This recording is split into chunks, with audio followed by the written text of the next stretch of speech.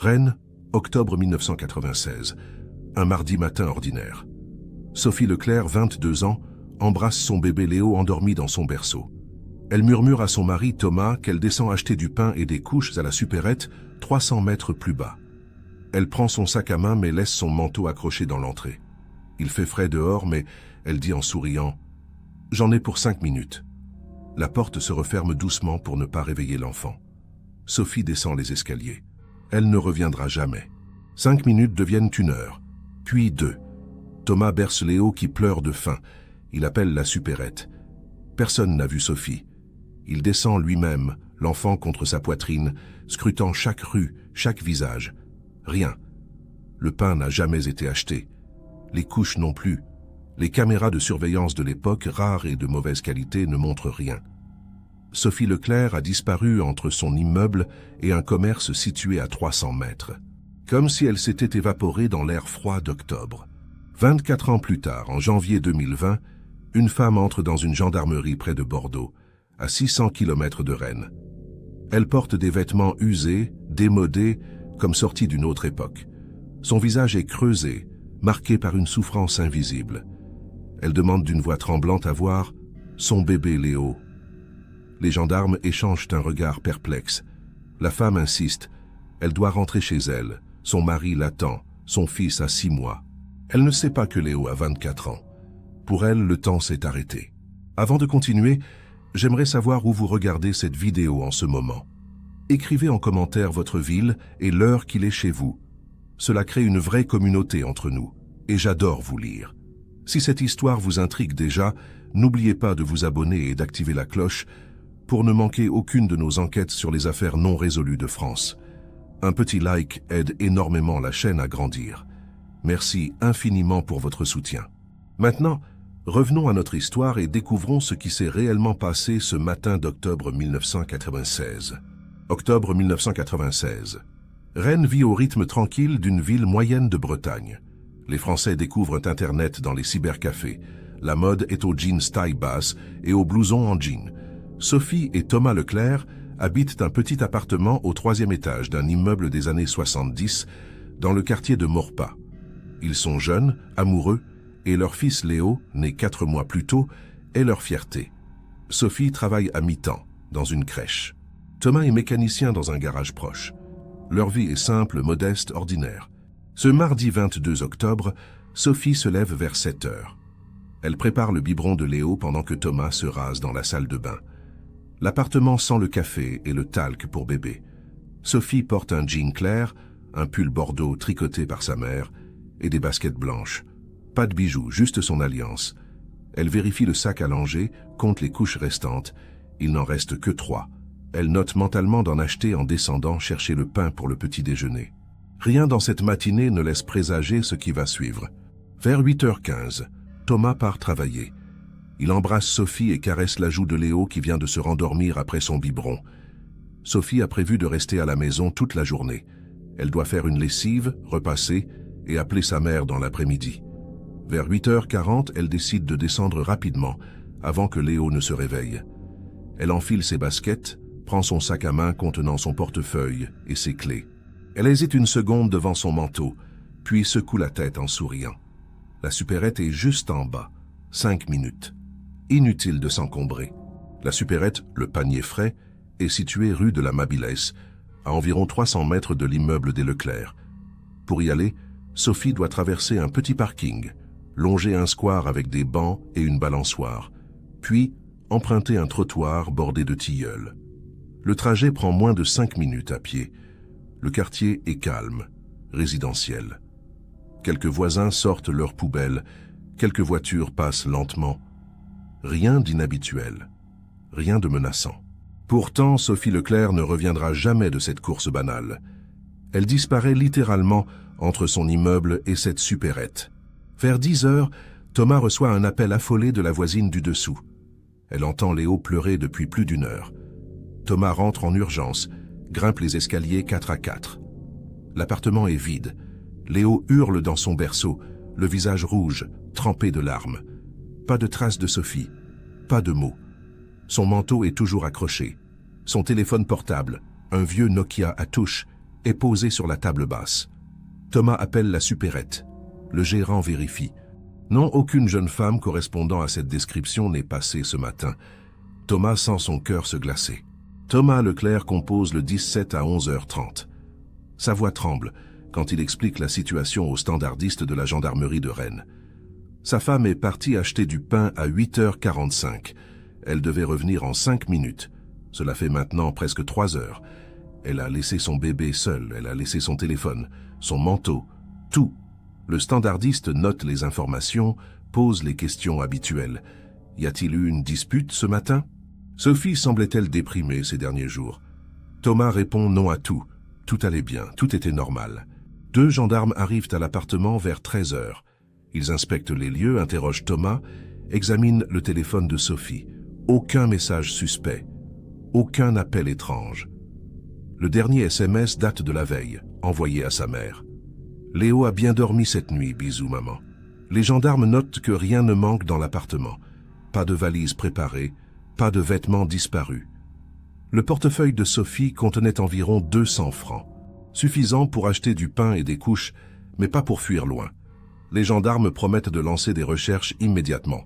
L'après-midi même, une battue est organisée dans le quartier. Voisins, commerçants, riverains scrutent les parkings, les caves, les espaces verts. On interroge le gérant de Le Panier Frais. Il confirme formellement. Aucune cliente ressemblant à Sophie n'est entrée entre 8h et midi. Les caméras de surveillance installées seulement à l'intérieur du magasin ne montrent rien. Le quartier compte très peu de caméras en 1996. Une seule, fixée sur un distributeur bancaire rue de la Mabilais, filme un angle mort. Elle n'a capté personne correspondant au signalement de Sophie ce matin-là. Le soir, la mère de Sophie, Monique Ferrand, arrive en catastrophe de Vitré, sa ville natale située à 40 km. Elle s'effondre en larmes en découvrant Léo dans les bras d'une voisine. Thomas, livide, répète inlassablement les mêmes mots. « Je ne comprends pas, elle allait bien, elle était heureuse, on était heureux. » Monique regarde son gendre avec une lueur d'incompréhension. Comment une jeune mère peut-elle abandonner son bébé pour aller acheter du pain et ne jamais revenir? L'idée est inconcevable, monstrueuse. Quelque chose de terrible a dû se produire. Les gendarmes interrogent tous les habitants de l'immeuble. Personne n'a vu Sophie sortir ce matin. Une voisine du 5e étage affirme avoir entendu des pas dans l'escalier vers 8h45, mais elle ne peut pas confirmer qu'il s'agissait de Sophie.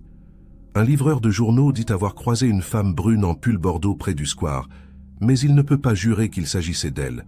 Les témoignages sont flous, contradictoires, inutiles. Sophie semble s'être volatilisée en plein jour, dans un quartier tranquille, entre son immeuble et une supérette.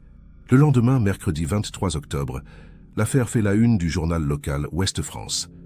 La photographie de Sophie, souriante, tenant Léo dans ses bras, s'étale en première page.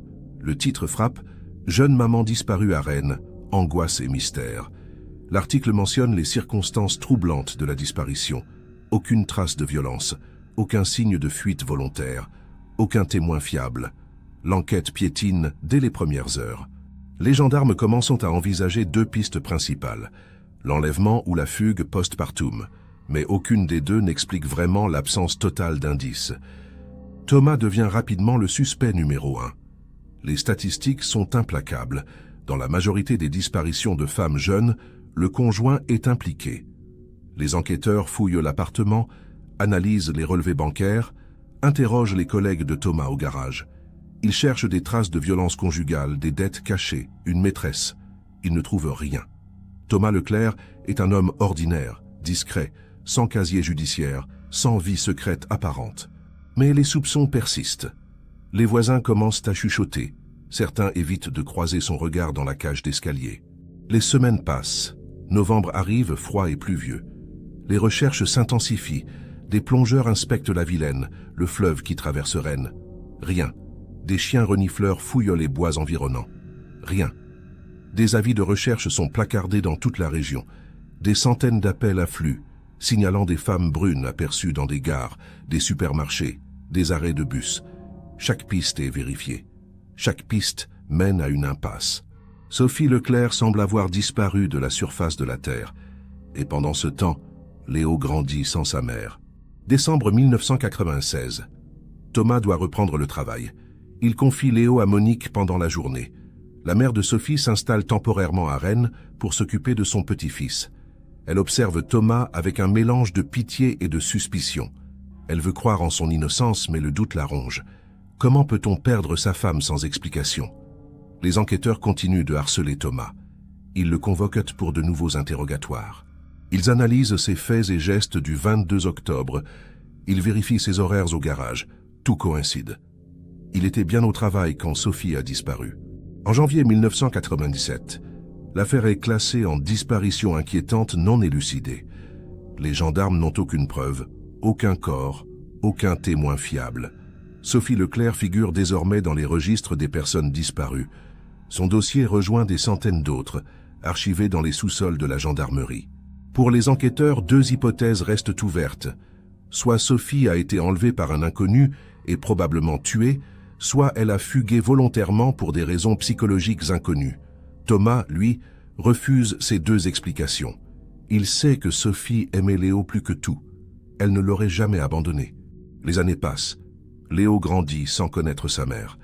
Thomas conserve précieusement les photos de Sophie dans un album rangé sur l'étagère du salon. Il raconte à son fils, dès qu'il peut comprendre, que maman a disparu un jour et que personne ne sait pourquoi. Léo dessine des portraits imaginaires de cette femme aux cheveux bruns qu'il n'a jamais vraiment connue. À l'école maternelle, quand les enfants parlent de leur maman, Léo reste silencieux. Il sait qu'il est différent, qu'il lui manque quelque chose que les autres ont. Thomas vit sous le poids des regards. Dans le quartier de Maurepas, certains voisins continuent de le considérer comme un meurtrier non condamné. Des rumeurs circulent. On dit qu'il a tué Sophie dans un accès de colère, qu'il a caché le corps dans une forêt, qu'il ment depuis le début. Thomas encaisse en silence. Il ne répond jamais aux insinuations. Il élève Léo du mieux qu'il peut, avec l'aide de Monique qui vient chaque week-end. Mais la solitude est écrasante. Il ne refait pas sa vie. Comment pourrait-il alors que Sophie pourrait revenir à tout moment? En 2000, 4 ans après la disparition, un nouveau commandant de gendarmerie reprend le dossier. Il ordonne une nouvelle série d'investigations. Les enquêteurs interrogent à nouveau Thomas, analysent les archives, réétudient les témoignages. Ils cherchent un détail oublié, une contradiction, une faille. Rien. Le mystère reste entier. Le commandant envisage même de faire intervenir un médium, avant d'y renoncer par manque de crédibilité. L'affaire retombe dans l'oubli. Sophie Leclerc devient une simple ligne dans les statistiques nationales des personnes disparues. Léo entre au collège en 2006. Il a maintenant 10 ans. Il pose des questions plus précises à son père. Pourquoi maman est partie? Est-ce qu'elle reviendra un jour? Est-ce qu'elle est morte? Thomas ne sait pas quoi répondre. Il dit la vérité. Il ne sait pas. Personne ne sait. Léo développe une fascination pour les enquêtes policières. Il dévore des livres sur les disparitions célèbres, regarde des documentaires sur les affaires non résolues. Il se promet qu'un jour, il retrouvera sa mère. Ou au moins, il découvrira ce qui lui est arrivé. En 2010, Monique Ferrand décède d'un cancer. Elle emporte avec elle ses doutes et ses angoisses. Thomas et Léo assistent aux funérailles à Vitré. Léo, 14 ans, pleure en silence devant le cercueil de sa grand-mère. Il réalise qu'il n'a plus aucun lien maternel. Plus personne pour lui raconter comment était Sophie, comment elle riait, comment elle chantait en berçant son bébé. Thomas serre son fils contre lui. Ils sont seuls désormais. Juste eux deux contre les rumeurs, contre l'oubli, contre le vide laissé par Sophie. Les années 2010 voient l'arrivée d'Internet dans tous les foyers. Des forums spécialisés dans les affaires non résolues commencent à fleurir. L'affaire Sophie Leclerc réapparaît en 2012 sur un blog consacré au mystère breton. Des internautes débattent, émettent des hypothèses, accusent Thomas sans preuve. Léo, 17 ans, découvre ces discussions en tapant le nom de sa mère sur Google. Il lit des accusations ignobles contre son père. Il lit des théories délirantes sur des réseaux de traite des blanches, des sectes sataniques, des tueurs en série. Il referme son ordinateur nauséeux. Thomas change de travail en 2015. Il quitte le garage où il a passé 20 ans pour devenir chauffeur-livreur. Il veut tourner la page, même si c'est impossible. Léo, 19 ans, entre à l'université de Rennes en droit. Il rêve de devenir enquêteur, policier, gendarme. Il veut comprendre comment une femme peut disparaître sans laisser de traces. Il veut comprendre pourquoi le système a abandonné sa mère. Thomas essaie de le dissuader. Il ne veut pas que son fils passe sa vie à chercher des fantômes. Mais Léo est déterminé. En 2017, un journaliste de France 3 Bretagne contacte Thomas. Il prépare un documentaire sur les disparitions non résolues en Bretagne. Il veut consacrer un segment à Sophie Leclerc. Thomas hésite, puis accepte. Il espère que la médiatisation relancera l'enquête. Le documentaire est diffusé en novembre 2017. Pendant quelques semaines, l'affaire revient sur le devant de la scène. Des téléspectateurs appellent la gendarmerie, affirmant avoir vu Sophie à Nantes, à Brest, à Lorient. Toutes les pistes s'avèrent fausses. Le silence retombe. Léo obtient sa licence de droit en 2019. Il postule à l'école de gendarmerie, mais échoue au test physique. Il choisit alors de devenir juriste dans un cabinet d'avocats à Rennes. Il garde dans son bureau une photo de Sophie. Ses collègues lui demandent qui elle est. Il répond simplement « Ma mère ». Il ne raconte jamais l'histoire. C'est trop douloureux, trop long, trop étrange. Comment expliquer qu'une mère peut disparaître en allant acheter du pain et ne jamais revenir? 23 ans après la disparition, en octobre 2019, Thomas organise une cérémonie discrète au square près de l'ancien immeuble. Il dépose une plaque avec le nom de Sophie, sa date de naissance, et la mention « Disparue le 22 octobre 1996, jamais oublié ». Léo, 23 ans, se tient à côté de son père. Quelques voisins de l'époque sont présents. Ils ont vieilli. Certains pleurent, d'autres évitent encore le regard de Thomas. La cérémonie dure 10 minutes, puis chacun rentre chez soi. La vie continue, le mystère demeure. Janvier 2020, une matinée froide et pluvieuse à Bordeaux, à 600 km de Rennes. Une femme entre dans la gendarmerie du quartier de Bastide. Elle est mince, presque squelettique. Ses cheveux bruns sont sales, emmêlés. Elle porte un pull bordeaux élimé, un jean délavé, des baskets blanches usées jusqu'à la toile. Ses vêtements semblent sortir d'une autre époque. Son visage est creusé, marqué de rides profondes, mais elle ne paraît pas plus de 45 ans. Elle s'approche du guichet d'accueil et demande d'une voix tremblante à voir son bébé Léo. Le gendarme de permanence fronce les sourcils. La femme semble perdue, confuse. Il lui demande de s'asseoir et de se calmer. Elle obéit, mais ne cesse de répéter la même phrase. « Je dois rentrer chez moi. Mon mari m'attend. Mon bébé a faim. » Le gendarme lui demande son nom. Elle répond « Sophie Leclerc. J'habite rue de Maurepas, à Rennes. » Le gendarme note les informations, puis lui demande depuis combien de temps elle est partie de chez elle. Sophie le regarde sans comprendre. « Partie ? Je suis juste sortie acheter du pain. Il y a 2 heures, peut-être 3. » Le gendarme sent un malaise. Quelque chose ne va pas. Il demande à Sophie quelle est la date du jour.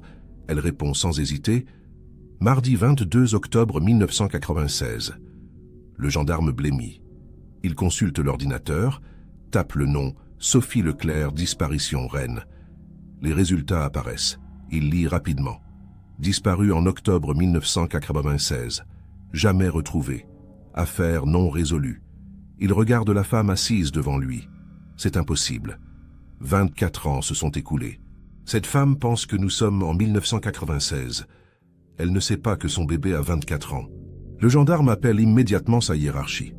Un officier supérieur arrive, accompagné d'un médecin légiste et d'un psychologue.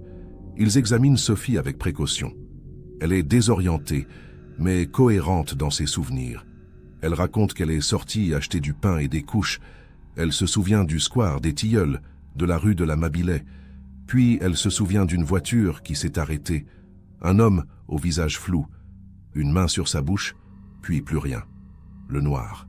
Et ensuite une pièce sombre. Toujours sombre, sans fenêtre, sans lumière du jour. Le médecin légiste examine Sophie.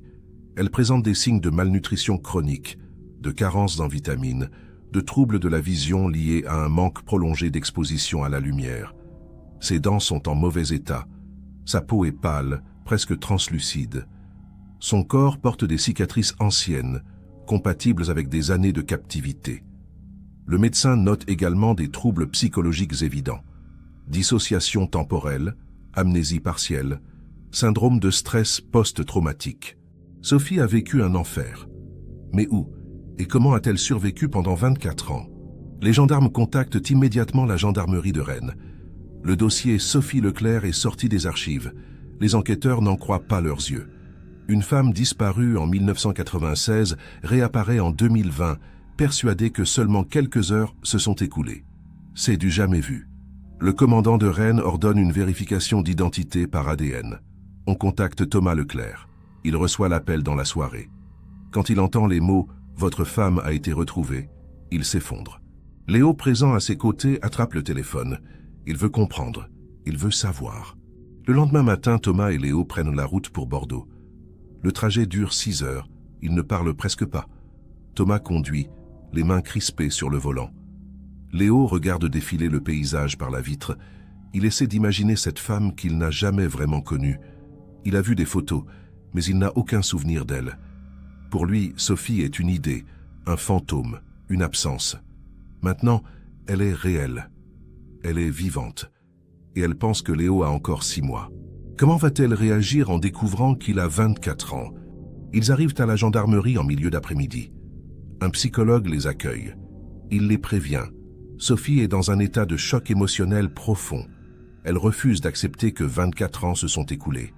Elle demande sans cesse à voir son bébé. Le psychologue conseille à Thomas et Léo de ne pas la brusquer. Il faut y aller doucement. Thomas hoche la tête, les yeux rougis. Léo serre les poings. Il veut voir sa mère. Maintenant. Le psychologue les conduit vers une salle d'interrogatoire aménagée en salon. Sophie est assise sur un canapé, enroulée dans une couverture. Quand Sophie voit Thomas entrer, elle se lève d'un bond. Elle sourit, soulagée. « Thomas, enfin, où est Léo? Il va bien ?» Thomas s'approche lentement, les larmes aux yeux. Il murmure « Sophie, c'est bien toi. » Il la prend dans ses bras. Elle tremble. Elle sent le renfermer, la sueur, la peur. Thomas pleure contre son épaule. Sophie, confuse, recule légèrement. « Pourquoi tu pleures? Qu'est-ce qui se passe ?» Puis elle aperçoit Léo, debout près de la porte. Un jeune homme de 24 ans, grand, brun, les traits de Thomas. Elle fronce les sourcils. « Qui est-ce » Le psychologue intervient doucement. « Sophie, voici Léo, votre fils. » Sophie secoue la tête, incrédule. « Non, Léo est un bébé. Il a 6 mois. » Léo s'avance, la gorge serrée. « Maman, c'est moi, j'ai grandi. 24 ans ont passé. » Sophie recule, paniquée. « Non, non, c'est impossible. Je suis partie ce matin. Ce matin. » Elle regarde autour d'elle, cherchant une horloge, un calendrier, une preuve que tout cela est faux.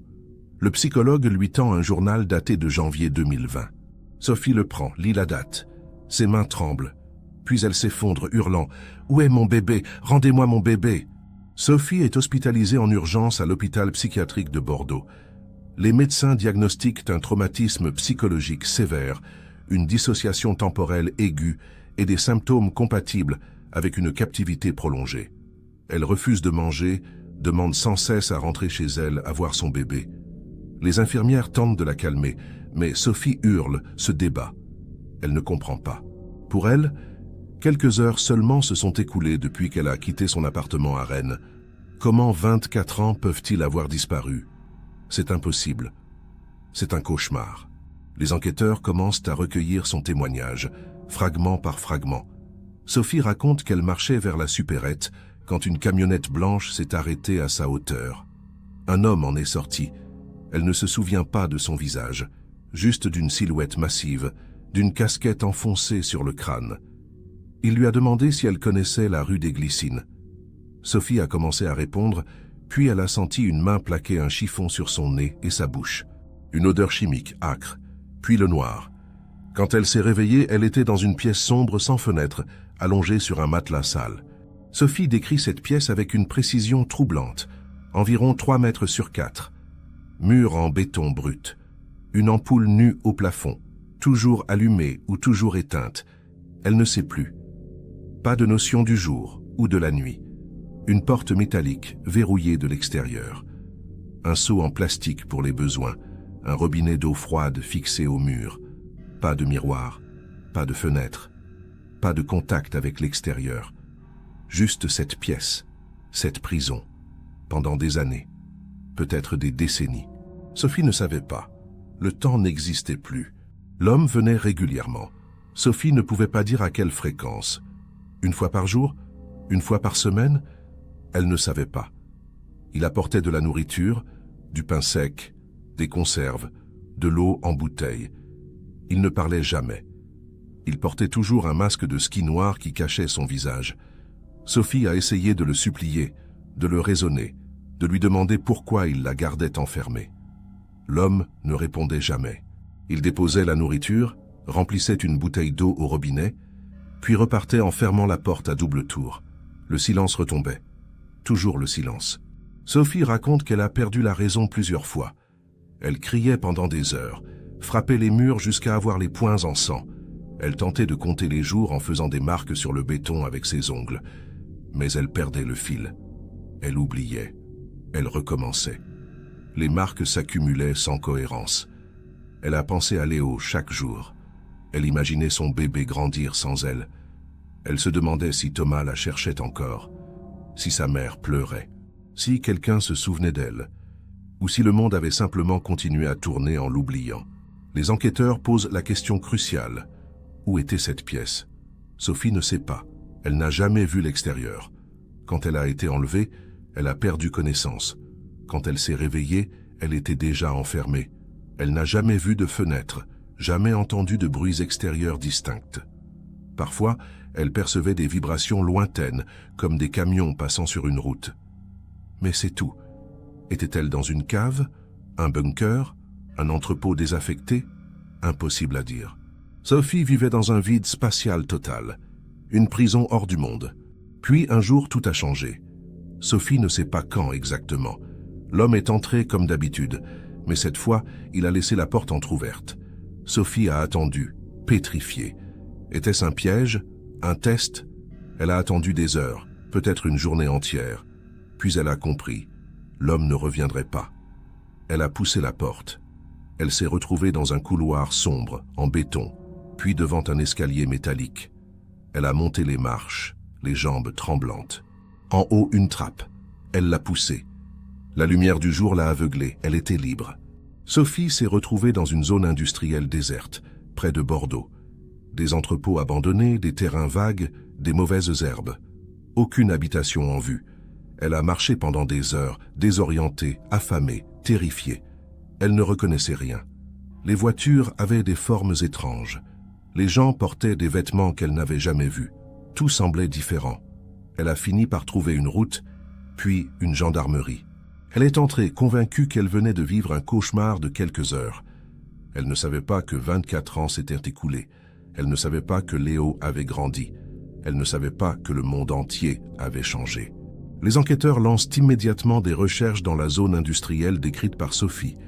Ils trouvent un ancien entrepôt désaffecté, propriété d'une société de logistique en faillite depuis 2015. Dans le sous-sol, ils découvrent la pièce, exactement comme Sophie l'a décrite. Le matelas sale, le seau, le robinet, les marques sur les murs, des centaines de marques creusées dans le béton. Des analyses ADN confirment la présence prolongée de Sophie dans cette pièce.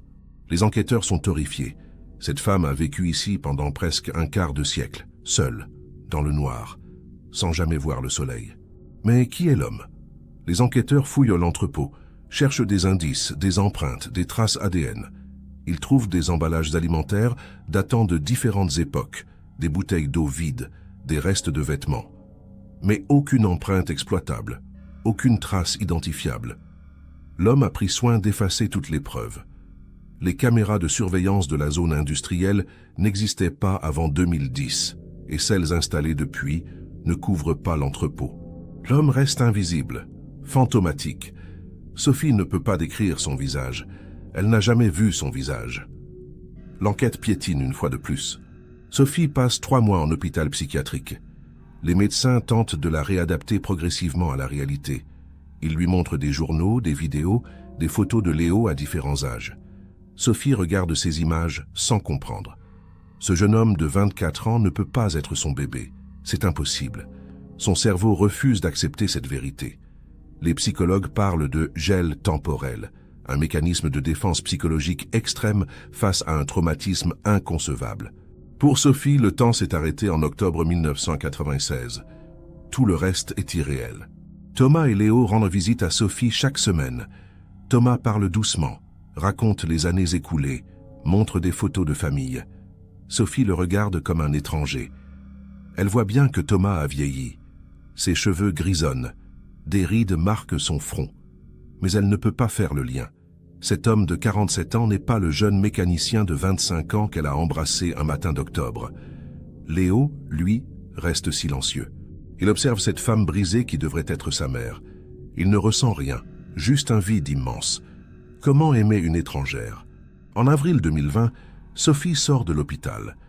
Elle emménage dans un petit appartement à Rennes, financé par une association d'aide aux victimes. Thomas propose qu'elle revienne vivre avec eux, mais les médecins déconseillent. Sophie a besoin de reconstruire son identité, lentement, à son rythme.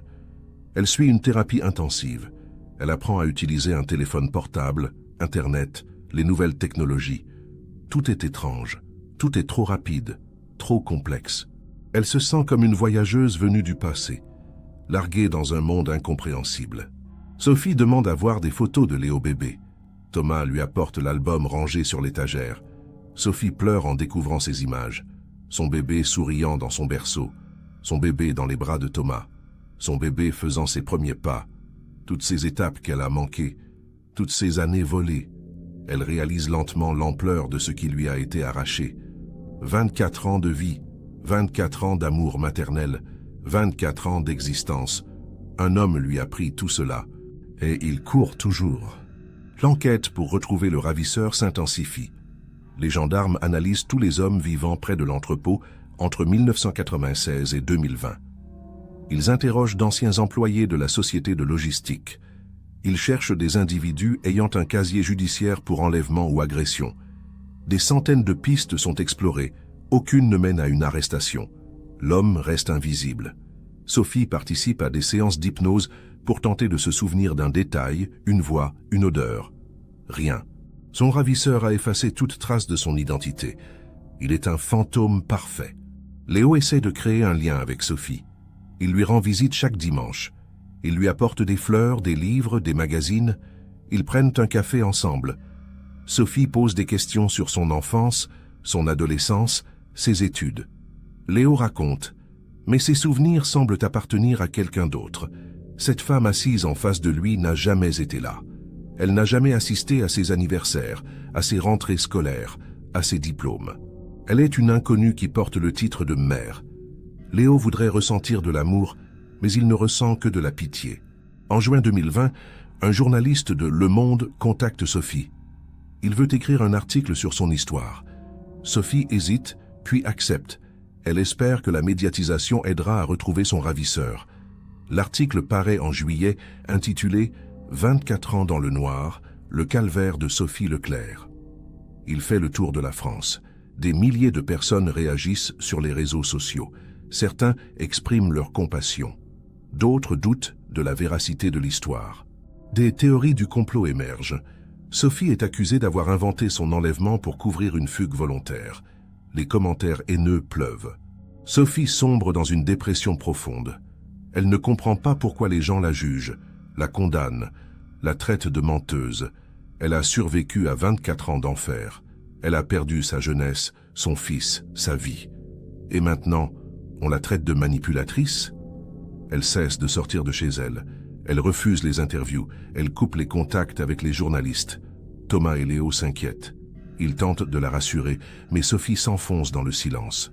Elle revit son emprisonnement. Cette fois, c'est elle qui se construit des murs. En septembre 2020, une avancée survient. Un ancien voisin de la zone industrielle contacte la gendarmerie. Il se souvient d'un homme étrange qui venait régulièrement dans l'entrepôt désaffecté entre 2000 et 2015. Un homme d'une 50aine d'années, corpulent, portant toujours une casquette et des gants. Il conduisait une camionnette blanche. Le témoin n'a jamais su son nom, mais il se souvient d'avoir trouvé son comportement suspect. Les enquêteurs fouillant les archives, cherchent des véhicules blancs immatriculés dans la région. Ils identifient plusieurs suspects potentiels. L'espoir renaît.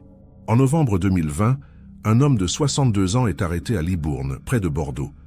Il possédait une camionnette blanche en 1996. Il a travaillé comme gardien dans plusieurs entrepôts de la région.